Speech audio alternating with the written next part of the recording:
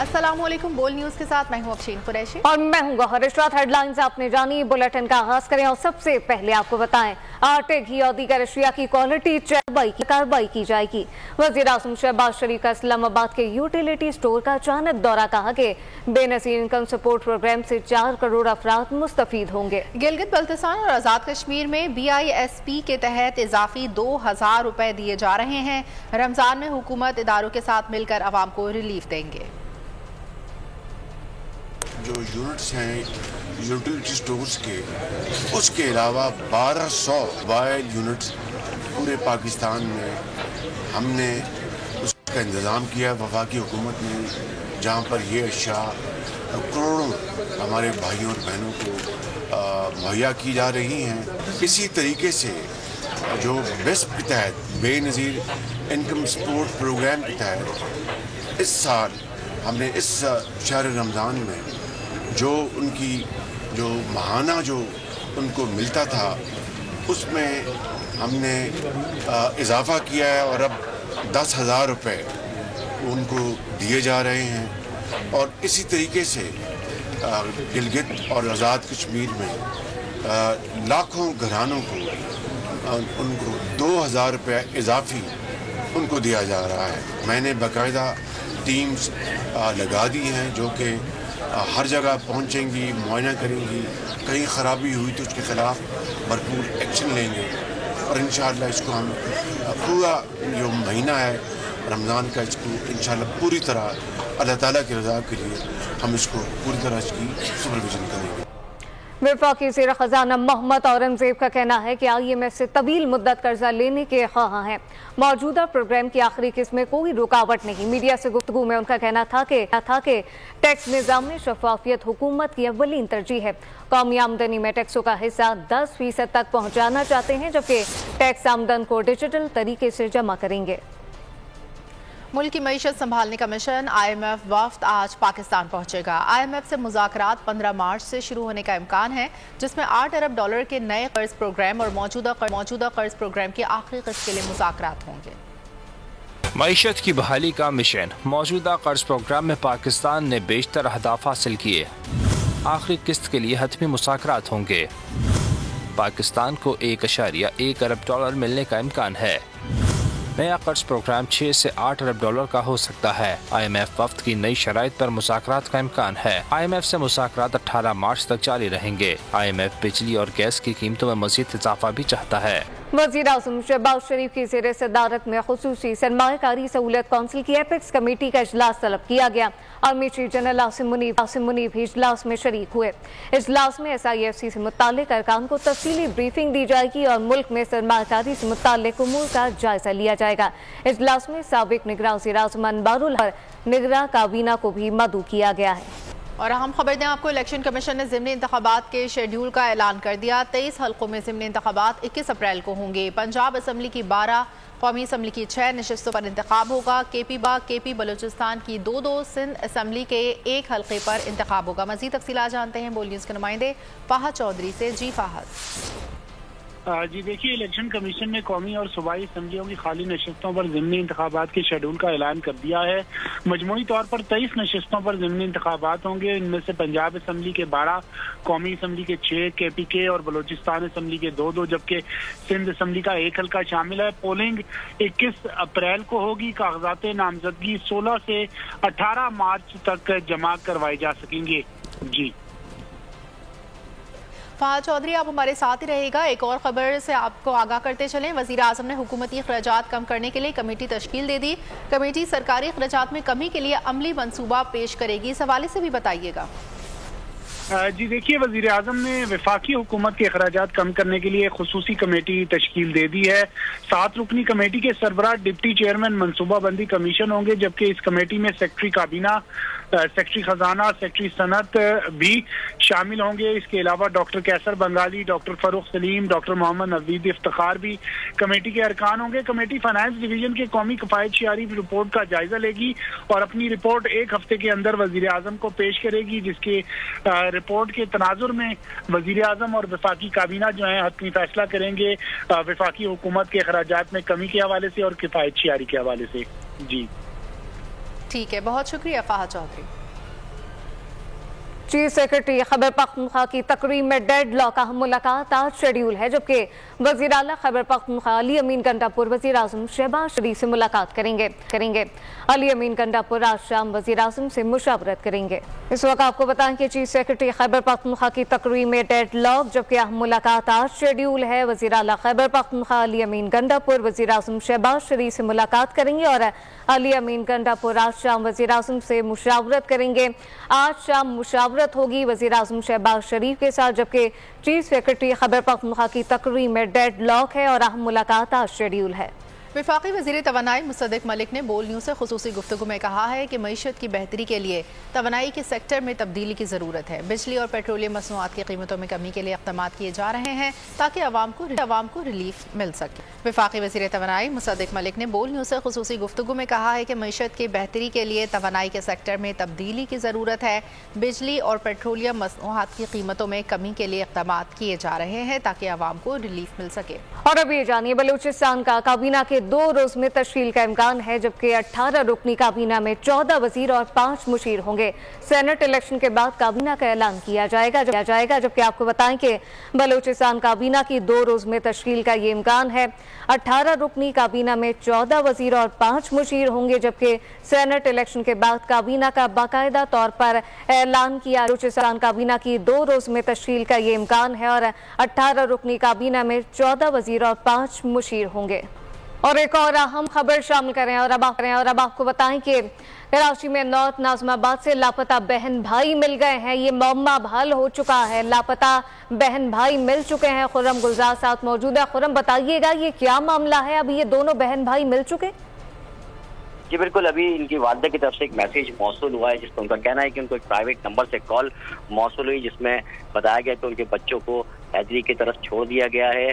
इस वक्त जो है वो खातून अपने भाई से रब्ता कर रही हैं, जिसके बाद जो है वो पुलिस हुक्काम के साथ बच्चों को थाने मुंतकिल किया जाएगा। सोशल मीडिया का खातून की जानिब से शुक्रिया अदा किया गया। गुज़श्ता रात की वाक़या पेश आया था जब तकरीबन 11:30 बजे के करीब जो है वो बच्चे अयान और अनाबिया दोनों बहन भाई जो कि चिप्स लेने के लिए घर से निकले थे और फिर उसके बाद पुरस्कार तौर पर लापता हुए। रात तक जो है वो सुबह तक बच्चों के मामू और उनके वालिद जो बच्चों के हैं वो भी थाने पहुंच गए थे और फिर बाकायदा तौर पर पुलिस की जानिब से अब से कुछ देर कबल नामालूम मुल्ज़मान के खिलाफ जो है वो मुकदमा नंबर 108/2024 दर्ज किया गया था, जो कि 364 दफा के तहत दर्ज किया गया, जिसमें नामालूम मुल्ज़मान की जानिब से बच्चों को अगवा करने की दफात शामिल की गई थी। अब से कुछ देर पहले ही वालिदा की जानिब से सोशल मीडिया पर एक पैगाम मौसूल हुआ, जिसमें उनका ये कहना है कि बच्चे उनके खैरियत से मिल गए हैं। जी अच्छा खुर्रम, ये भी बताइएगा, वालिदा ने तस्दीक कर दी है कि बच्चे घर वापस लौट आए हैं। इस तमाम सूरत हाल पे पुलिस का क्या मौक़िफ़ है? जी बिल्कुल, अभी पुलिस तक बच्चे पहुंचे नहीं हैं। वालिदा की जानिब से उनका कहना ये है कि उनको एक प्राइवेट नंबर से कॉल मौसूल हुई थी, जिसके बाद उन्होंने अपने भाई से रब्ता किया और वो अभी रेंजर्स के साथ जो है वो बच्चे मौजूद हैं, जो जिन्हें बाकायदा तौर पर भी थाने लेकर आ जाएगा और फिर बच्चों का बयान जो है वो हासिल किया जाएगा, कि जिसमें बच्चों से मालूमात हासिल की जाएगी कि उनको अगवा करने में या मुबैना तौर पर अगवा किया गया या जिस मुकाम पे रखा गया उस बारे में बच्चों से तहकीकात की जाएगी और उनका बयान कलमबंद किया जाएगा, जिसके बाद ही असल हकाइक जो है वो सामने आएंगे। अच्छा खुर्रम, ये भी बताइएगा कि ये बच्चे जो हैं ये वालिदा के पास ही पहुंच गए हैं, वालिदा के पास मौजूद हैं, क्योंकि वालिदैन की अलहदगी हो चुकी है। उनके जो वालिद हैं उनका इस हवाले से कोई मौक़िफ़ है? देखें, ये बच्चों की इनकी वालिद और वालिदा की अलहदगी को तकरीबन 8 साल का वक्त जो है वो गुजर चुका है, जिसके बाद जो है वालिदा इस वक्त जो है वो दुबई में मुकीम हैं और बच्चों के वालिद जो है वो गुलशन मेमार में रहायश पजीर है, जबकि बच्चे जो दोनों हैं वो अपनी नानी के पास नॉर्थ नाज़िमाबाद ब्लॉक H में जो है वो रहायश पजीर थे। और बताया जा रहा है कि नामालूम कोई मुल्ज़मान हैं जिन्होंने बच्चों को अगवा किया था, अयान और अनाबिया को, और अब से कुछ देर कबल जो है वो नॉर्थ नाज़िमाबाद के इलाके हैदरी में जो है वो छोड़कर मुल्ज़मान जो है वो फरार हो गए हैं। ये इत्तला जब उनकी मदर को दुबई में मौसूल हुई तो उसके बाद उन्होंने सोशल मीडिया के जरिए ये पैगाम दोबारा नशर किया, कि बताया और सोशल मीडिया का उन्होंने शुक्रिया अदा किया कि उनके बच्चे जो है वो खैरियत से मिल गए हैं। दोनों बच्चों को जो है वो अब से कुछ देर बाद जो है वो हैदरी थाने मुंतकिल किया जाएगा, जहाँ उनसे इस बारे में मालूमात हासिल की जाएगी, बयान कलमबंद किया जाएगा कि उन्हें किसने और किस तरह से अगवा किया था और उन अगवाकारों के क्या मकासद थे इनको अगवा करने के, क्योंकि सोशल मीडिया पर प्रेशर होने के बाद इंटरनेशनल मीडिया ने ये खबर जो है वो नशर की, जिसके बाद एक हाई क्रिएट हुई और एसएसपी जो सेंट्रल है उनकी जानिब से भी एक टीम तश्कील दे दी गई थी, जिसपे 3 थानों के एसएचओज और डीएसपी शामिल थे, जिन्होंने इस बारे में तहकीकात करनी थी कि बच्चों को कहाँ अगवा किया गया, किस मुकाम से अगवा किया गया, क्योंकि रात गए का ये वाकया था। तमाम दुकानें बंद होने की वजह से पुलिस को सीसीटीवी फुटेजेस हासिल करने में मुश्किलात पेश आ रही थी। आज सुबह से ही हमने देखा कि पुलिस जो है वो इतराफ का जो ब्लॉक एच का जो इतराफ का इलाका है, जहाँ से बच्चे पुरस्कार तौर पर लापता हुए थे, वहाँ की सीसीटीवी फुटेजेस हासिल करने की कोशिश कर रही थी, लेकिन दुकानें जो कि देर से खुलनी थी रमजान मुबारक की वजह से, तो पुलिस को इस बारे में मुश्किलात पेश आ रही थी। तमाम एसएसपी सेंट्रल की जानिब से टीम में तश्कील दी गई। एक प्रेशर क्रिएट हो चुका था इस बच्चों के अगवा के हवाले से, तो बताया जा रहा है कि मुल्ज़मान जो है वो इन दोनों बच्चों को हैदरी के करीब जो है वो छोड़ के गए और अहले खाना को प्राइवेट नंबर पर एक कॉल मौसूल हुई, जिसके बाद जो रेंजर्स और अहले खाना जो है वो उन्होंने बच्चों को वहाँ से रिसीव किया और बताया जा रहा है कि इस वक्त वो हैदरी थाने जो है उनको मुंतकिल किया जा रहा है।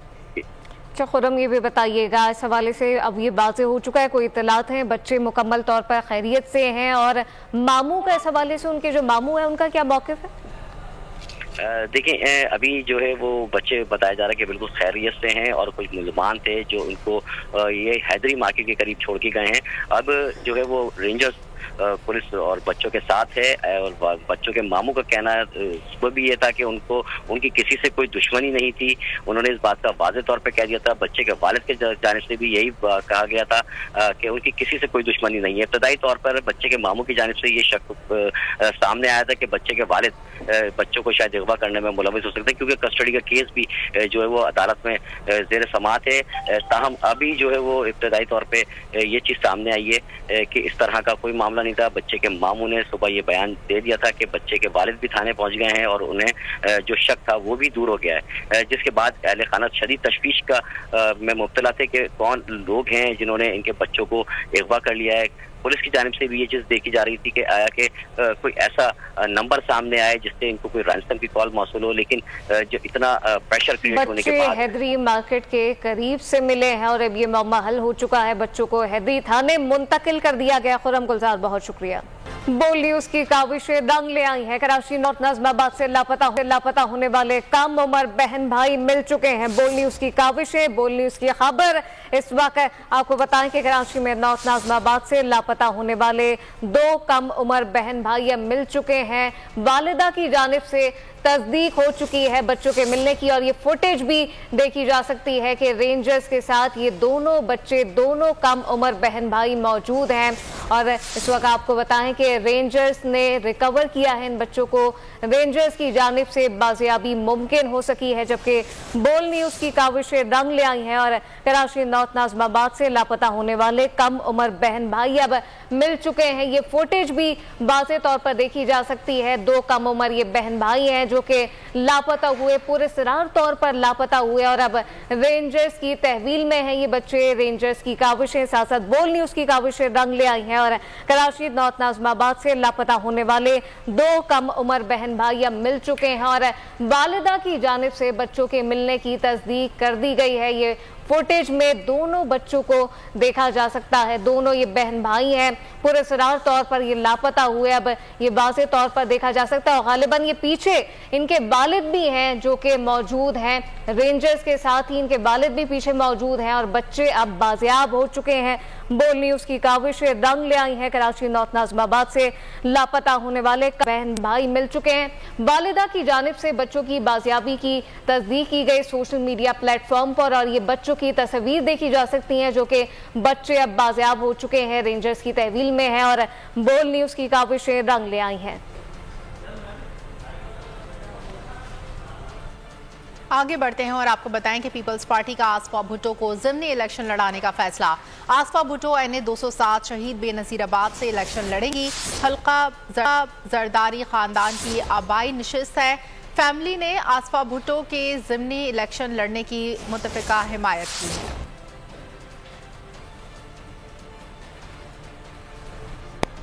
बानी PTI चाहते हैं कि बाहर से सरमाया आना बंद हो जाए, मईशत बैठ जाए। वफाकी ज़ेर-ए-तलात ततार कहते हैं कि IMF को खत लिखकर घिनौनी साजिश की गई। राब्ता करके कहा जा रहा है कि GSP प्लस स्टेटस वापस ले लिया जाए। उनका कहना था कि सिक्योरिटी खर्चात के तहत अडियाला, मियां वाली और DJ खान जेल का सिक्योरिटी ऑडिट किया जा रहा है। ऐसी एलिमेंट्स हैं इस मुल्क के अंदर जो मईशत को नुकसान पहुंचाना चाहते हैं और पहुंचाते रहे हैं, और वो अपनी सियासत की खातिर रियासत का नुकसान किए जा रहे हैं। तहरीक इंसाफ की तरफ से एक बहुत मकरू कदम लिया गया है यूरोपियन यूनियन को अप्रोच करने का, और एक ऑनलाइन पिटिशन का सिस्टम जिसमें वो इंटरनेट के ऊपर यूरोपियन यूनियन को ये कह रहे हैं कि पाकिस्तान का GSP प्लस स्टेटस वापस लिया जाए क्योंकि इमरान खान साहब को कैद में सहूलियात नहीं दी जा रही। ये जो यूरोपियन यूनियन से राब्ता करके कहा जा रहा है कि GSP प्लस स्टेटस ले लें, ये पाकिस्तान के ऊपर हमला है। इमरान खान साहब जेल में एक शहाना जिंदगी गुजार रहे हैं। हर कैदी को हफ्ते में 1 मुलाकात की इजाजत होती है। बानी चेयरमैन PTI को हफ्ते में 4 मुलाकातों की इजाजत दी जा रही थी। कई 100 मुलाकातें कर चुके हैं जब से ये कैद में हैं। को एक्सरसाइज का इक्विपमेंट जेल में दिया गया, हर कैदी को मुयस्सर नहीं है। ये जो 2 हफ्ते का एक बैन मुलाकातों पे लगाया गया, ये सिर्फ एक जेल की हद तक नहीं है। कुछ रिपोर्ट्स मौसूल हुई थी तखरीबकारी के हवाले से, सिक्योरिटी खदशात के हवाले से, जिसके तहत अडियाला जेल, मियां वाली जेल, डेरा गाजी खान जेल, इन 3 जेलों का सिक्योरिटी ऑडिट किया जा रहा है। GSP प्लस का दर्जा पाकिस्तान ने मेहनत से हासिल किया है। यूरोपियन यूनियन ने इसमें 2027 तक तौसी कर दी है।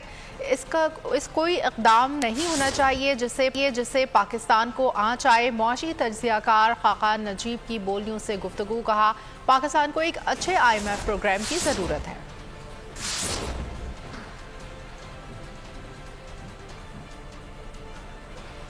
मईशत को तक़वियत देने के लिए पाकिस्तान के लिए ज़रूरी है कि एक अच्छा IMF होम ग्राउंड प्लान लिखा जाए। इसके साथ साथ आपको मालूम है कि पिछले साल कई सालों की मेहनत से पाकिस्तान का जो GSP प्लस का स्टेटस है वो 2027 तक एक्सटेंड हुआ है। ये स्टेटस जो है पाकिस्तान को एक ट्रेड प्रेफरेंशियल ट्रीटमेंट देता है, जो लोअर टैरिफ्स पे पाकिस्तान को एक्सेस देता है यूरोपियन यूनियन की। ये भी बात दुरुस्त है कि हमारी 27 EU कन्वेंशंस के अंदर ऑब्लिगेशंस एंड हैं जो हमें पूरी करनी है, और हम इस पे पूरा उतरे हैं तो ये रिन्यू हुआ है। पाकिस्तान को इस वक्त आगे चलाने के लिए, एक्सपोर्ट्स बढ़ाने के लिए ये एक अच्छी चीज़ है, और ये और 8 ममालिक को भी इस वक्त अवेलेबल है। आई रियली होप कि पाकिस्तान इस चीज़ को पे पूरा ही उतरता रहेगा और ऐसा कोई इक़दाम ना हो जिससे हमारा ये जो प्रेफरेंशियल ट्रीटमेंट है इस पर कोई आंच आए। और चूँकि अभी रीसेंट रिव्यू हुआ है और हम पूरे उतरे हैं, तो आई रियली होप कि 2027 तक हम ये चीज़ इसी तरह कंटिन्यू करेंगे, ताकि हमारी एक्सपोर्ट्स, जो याद रखिए सिर्फ 9% है हमारी GDP का, और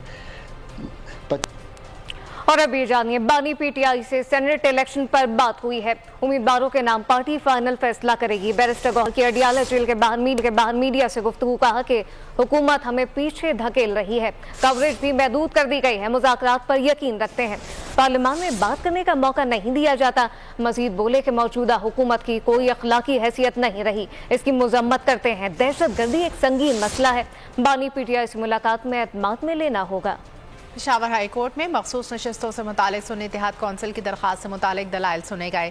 सुन्नी इत्तेहाद कौंसिल के वकील काजी अनवर एडवोकेट ने कहा है कि मखसूस नशिस्तें दूसरी पार्टियों को नहीं दी जा सकती, अगले इलेक्शन तक खाली रहेंगी। इलेक्शन कमीशन और पीपल्स पार्टी के वकला का कहना था कि सुन्नी इत्तेहाद कौंसिल मखसूस नशिस्तों का अहल होने के तकाजे पूरे नहीं करती। सुन्नी इत्तेहाद कौंसिल की मखसूस नशिस्तों का बंटवारा। पेशावर हाई कोर्ट में सुन्नी इत्तेहाद कौंसिल की दरख्वास्त से मुतालिक दलाइल सुने गए। सुन्नी इत्तेहाद कौंसिल के वकील काजी अनवर एडवोकेट ने कहा कि मखसूस नशिस्तें दूसरी पार्टियों को नहीं दी जा सकती, अगले इलेक्शन तक खाली रहेंगी। अटॉर्नी जनरल मंसूर उस्मान अवान का मौक़िफ़ था, मखसूस नशिस्तें खाली नहीं रखी जा सकती। अदालत ने सवाल किया कि क्या यह मामला हम पार्लियामेंट भेज सकते हैं, क्या पार्लियामेंट इसका हल निकाल सकती है। इलेक्शन कमीशन के वकील ने कहा, मखसूस नशिस्तों की फहरिस्त फॉर्म 66 पर होती है, लेकिन उन्होंने फॉर्म 66 दिया ही नहीं। जस्टिस SM अतीक शाह ने कहा कि सिकंदर साहब ये फॉर्म 45 और 47 जैसा नहीं होगा। फारूक एच नायक ने कहा कि सुन्नी इत्तेहाद कौंसिल ने नशिस्त नहीं जीती, इसलिए नशिस्तों की तकसीम कार नहीं बनती। समाअत कल भी जारी रहेगी। दुरूद और सलाम की सदाएं, तिलावत और नात के मुकाबले, बोल की सबसे बड़ी रमजान ट्रांसमिशन पहले रोजे पर सहरा इफ्तार में मारूफ स्टार साहिल लोधी ने सबके दिल जीत लिए। शुरका को इनामात से नवाजा गया। और इसी के साथ बुलेटिन से फिलहाल इतना ही। मजीद खबरों और अपडेट्स के लिए विजिट कीजिए हमारी वेबसाइट bolnews.com और आप देखते रहिए बोल न्यूज।